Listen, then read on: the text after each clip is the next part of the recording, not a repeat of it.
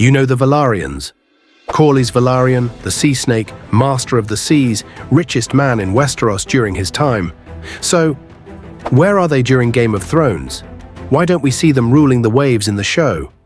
House Velaryon is one of the oldest Valyrian houses in Westeros. They arrived long before the Targaryens, settling on the island of Driftmark in Blackwater Bay, right next to Dragonstone. They became famed for their fleets, their mastery of the sea, and their role as masters of ships for generations of Targaryen kings. Corlys himself lived long before the events of Game of Thrones. He's from the time of House of the Dragon, nearly 2 centuries earlier. By then, the Velaryons were at their peak. But the centuries that followed brought wars, dragons dying out, and the slow decline of their unmatched naval dominance.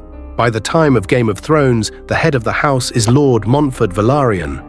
You never see him in the show, but in the books he's very much alive at the start, ruling Driftmark and commanding the Velaryon fleet. And during the War of the Five Kings, the Velaryons side with Stannis Baratheon.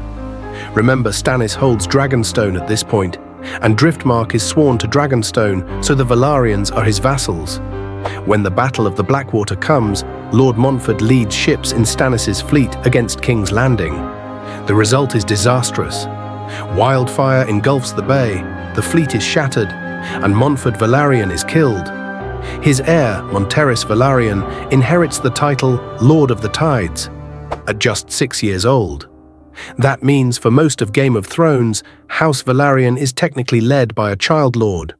Their navy has been gutted, their political influence is limited, and while they still hold Driftmark, they are no longer the power they once were.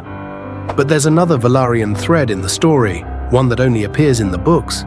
Meet Aurane Waters, the bastard of Driftmark. He's handsome, with silver hair and often compared in looks to Rhaegar Targaryen. In A Feast for Crows, Queen Cersei notices him and makes him her new master of ships. Big mistake. Aurane takes command of the brand new royal fleet built in the shipyards of King's Landing. And then, he steals it. Every ship, he sails away to the Stepstones and declares himself a pirate king. We don't know exactly what he's planning next, but book readers have speculated that Aurane Waters might become a major player in the seas around Westeros, possibly clashing with the Ironborn or even Daenerys' forces. So while House Velaryon proper sits quietly on Driftmark, recovering from its losses, their most famous living relative in the Game of Thrones timeline is out there carving his own kingdom at sea. Why don't we see any of this in the show? Well, the TV series trimmed a lot of secondary storylines from the books, especially anything happening on the seas. That means no Monford, no Monterys, and no Aurane Waters. On screen, the Velaryons simply aren't mentioned, but in the books, they're still there. To sum it up, during Game of Thrones, House Velaryon is still ruling Driftmark, sworn to Dragonstone and Stannis Baratheon. Their lord, Monford Velaryon, dies at the Battle of the Blackwater, leaving his 6-year-old son, Monterys, as Lord of the Tides. Their fleet is diminished, their influence reduced, but they're far from extinct. And their illegitimate kinsman, Aurane Waters, is sailing the seas with the stolen royal fleet, a wild card whose story is still unfinished.